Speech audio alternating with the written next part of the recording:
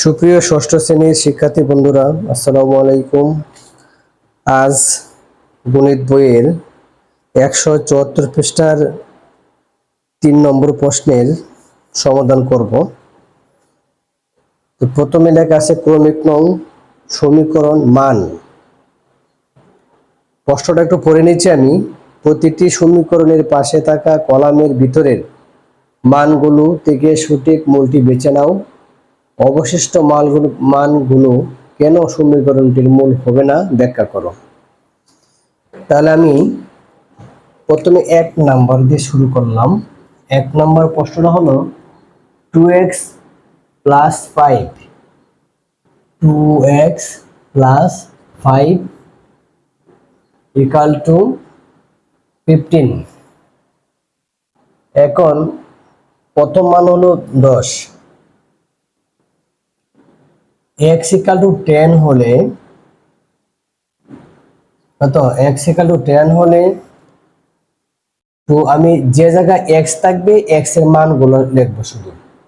তাহলে 2x x এর মান কত 10 + 5 = 15 বা এই 10 দ্বারা 2 কে গুণ করলে 10 × 2 = 20 + 5 = 15 বা 25 20 আর 5 যোগ করলে কত 25 = 15। তাহলে আমার বাম পক্ষ হলো এটা, ডান পক্ষ হলো এটা, তাহলে মিলে নে। তাহলে নট ইকাল টু ডান পক্ষ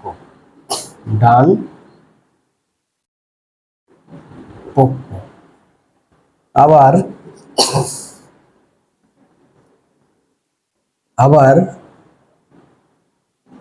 x = 5 আবার x = 5 হলে তাহলে যে জায়গায় x থাকবে x এর মান কত 5, আমরা মান বসাই দিলাম প্লাস 5 = 15 বা এখন এই 2 দ্বারা 5 কে গুণ করলে 5 × 2 = 10 প্লাস 5 = 15। তাহলে 10 আর 5 যোগ করলে কত হয় 15 = 15। তাহলে এটা কি হলো বাম পক্ষ 15 ডান পক্ষ 15। তাহলে লিখতে পারি আমরা সুতরাং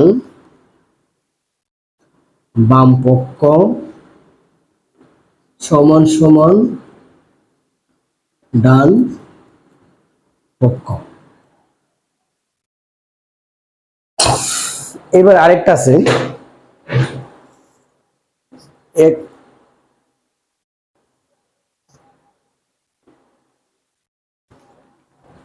তাহলে দেখো আবার হলো x = -5 হলে এবং x = -5 হলে তাহলে কি হবে 2 × -5। এখানে আমি একটা ব্র্যাকেট দিয়ে আটকে নিলাম, কারণ মাইনাস ঋণাত্মক গুণ ঋণাত্মক, তাহলে দুটো ঋণাত্মক একসাথে যাতে না হয় তার জন্য আমি একটা মাইনাস দ্বারা আটকে দিয়েছি। তারপর +5 = 15 ভাগ প্লাসে মাইনাসে মাইনাস 5 × 2 = 10 প্লাস 5 = 15 ভাগ, তাহলে -10 থেকে 5 দিয়ে গেলে -5 = 15।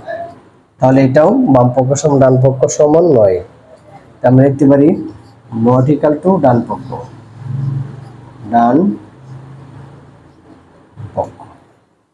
এই ছিল 1 নম্বর প্রশ্নের সমাধান।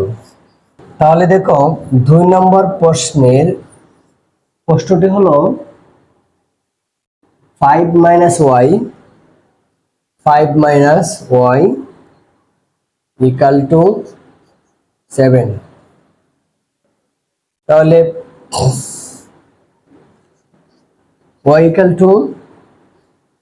12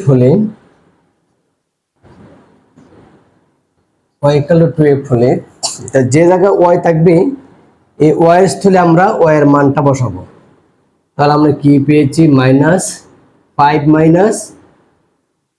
12 = 7, বা 12 থেকে 5 গেলে -7 = 7।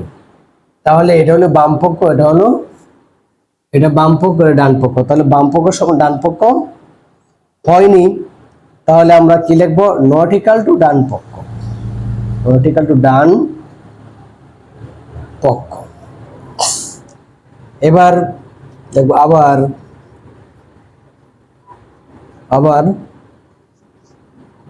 y ইকাল টু 2 হলে, y ইকাল টু 2 হলে তাহলে আমরা কি লিখবো, তাহলে y এর মান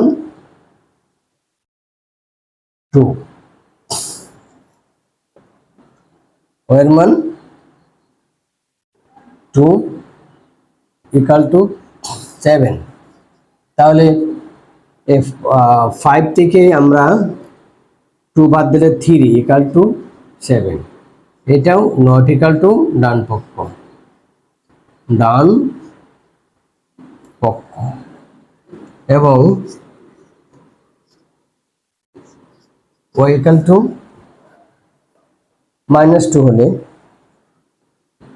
-2 হলে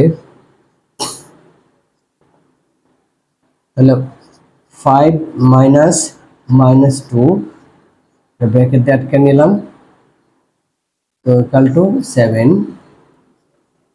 বা 5 মাইনাসে মাইনাসে +2 = 7, বা 5 আর 2 কত, 7 = 7।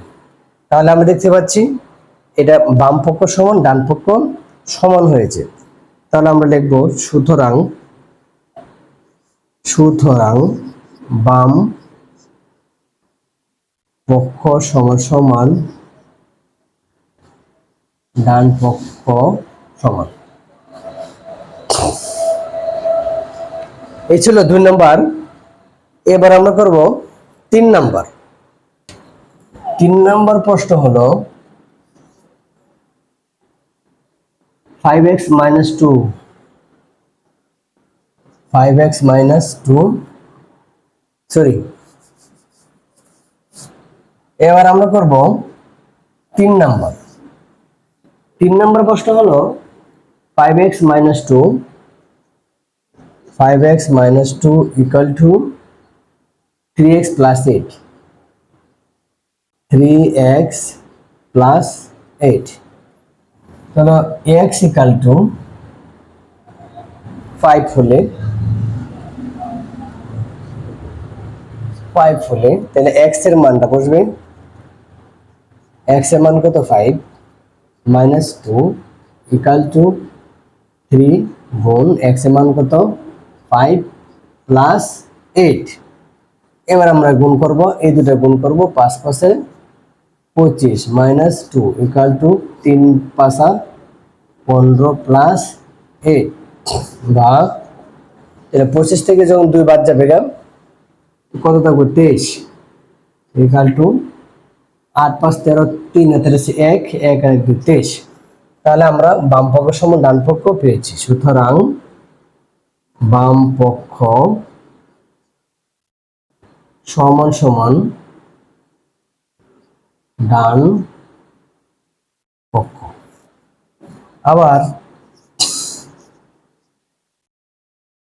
আবার x = কত, x এর মান 1, x এর মান 1 হলে তো 5 গুণ 1 - 2 = 3 গুণ 1 + 8, বা 5 কে 5 - 2 = 3 কে 3 + 8, বা 5 থেকে 2 গেলে 3 = 8 আর 3 11। তাহলে এটা ডান পক্ষ সমান নয়, বাম পক্ষ সমান ডান পক্ষ সমান নয়, তা নট ইকাল টু ডান পক্ষ।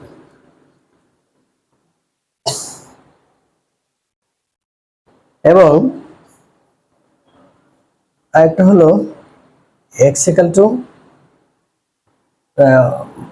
3 নম্বর না, হ্যাঁ এক্স ইকাল টু -5। তাহলে আশা করি আমরা এই দুটা মান ঠিক রাখতে পেরেছি আমরা।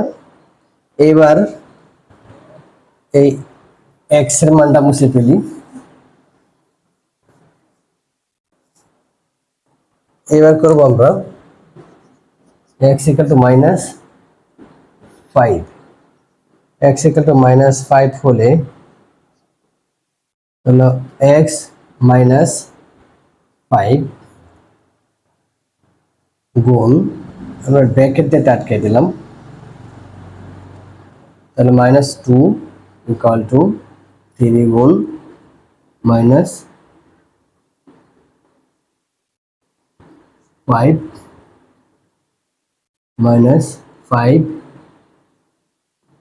প্লাস 8। তাহলে প্লাস আর মাইনাসে -5 পাশা 25 -2 ইকুয়াল টু 3 পাশা 15 -15 প্লাস 8 বা 25 হবে 27। তাহলে বড় সংখ্যার আগে ছিল -27 ইকুয়াল টু,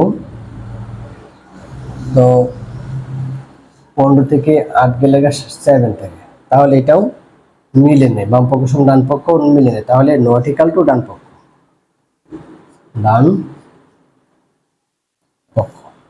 এই ছিল আমার 3 নম্বর প্রশ্নের সমাধান। 4 নম্বর প্রশ্ন হলো 2y প্লাস 2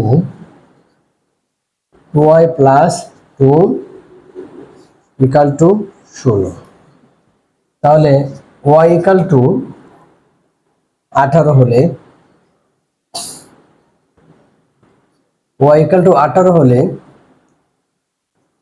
2 ইন্টু y এর মান কত 18 প্লাস 2 ইকুয়াল টু 16 বা 18 দুগুণে 36 প্লাস 2 ইকুয়াল টু 16 বা 36 আর 2 কত 38 ইকুয়াল টু 16 বা সরি, তাহলে আমরা বাম পক্ষ সমান ডান পক্ষ সমান 9। তাহলে কি লিখবো, নট ইকুয়াল টু ডান পক্ষ।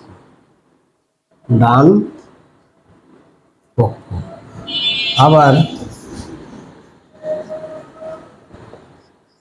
y ইকুয়াল টু 9 হলে y ইকুয়াল টু 9 হলে যে জায়গায় আমরা y থাকবে সেই জায়গায় আমরা y এর মানটা বসাই দেব। তাহলে y এর মান কত 9 প্লাস 2 ইকুয়াল টু 16 বা 9 দুগুণে 18 প্লাস 2 ইকুয়াল টু 16 বা 18 দুই কত 20 ইকুয়াল টু 16। তাহলে এটাও বাম পক্ষ সমান ডান পক্ষ সমান নয়, তাহলে আমরা কি লিখবো, নট ইকুয়াল টু ডান পক্ষ, ডান পক্ষ। এবার আমরা উপরে অংশটুকু মুছে ফেলি, যেহেতু আমার জায়গা সংকোচের কারণে উপরটা মুছে ফেললাম। এবার লিখবো y ইকুয়াল টু 7। তাহলে 7 হলে 2 ইন্টু y এর মান কত 7 প্লাস 2 ইকুয়াল টু 16 বা এই দুটো গুণ করবো, 7 দুগুণে 14 প্লাস 2 ইকুয়াল টু 16 বা 14 আর 2 কত 16 ইকুয়াল টু 16। তাহলে আমরা কি পেয়েছি, বাম পক্ষ সমান ডান পক্ষ, সুতরাং বাম পক্ষ সমান সমান ডান পক্ষ, এই পক্ষ সমান ডান পক্ষ। তাহলে আশা করি 4 নম্বর অঙ্ক তোমরা বুঝতে পেরেছো। এবার করব 5 নম্বর। 5 নম্বরের প্রশ্ন হলো 4z minus 5 equal to 2z plus 19। তাহলে আমরা লিখব z ইকুয়াল টু 12 হলে 12 হলে 4 গুণ যেটার মান কত 12 মাইনাস 5 ইকুয়াল টু 2 গুণ যেটার মান 12 প্লাস 19 বা 4 দিয়ে 12 গুণ করলে 4 12 48 মাইনাস 5 ইকুয়াল টু 12 দুগুণে 24 প্লাস 19 বা এই 8 থেকে 5 গেলে 3 থাকে 4 4 ইকুয়াল টু 9 আর 4 যোগ করলে 10 13 3 এত আছে 1 1 2 2 আর 2 4 43 তাহলে আমরা বাম পক্ষ সমান ডান পক্ষ পেয়েছি সুতরাং বাম পক্ষ সমান সমান ডান পক্ষ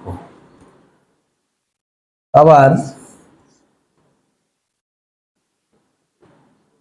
z ইকুয়াল টু 7 হলে 4 গুণ 7 মাইনাস 5 ইকুয়াল টু 2 গুণ 7 প্লাস 19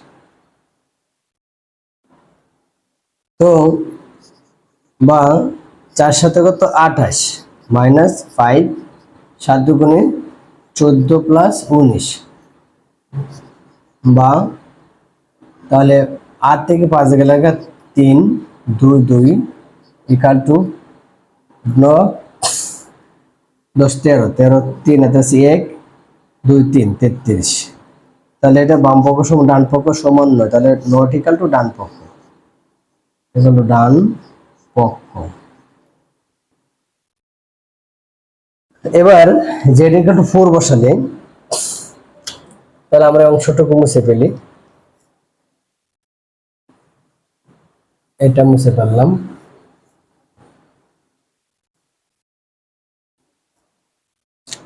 এবং z ইকুয়াল টু 4 হলে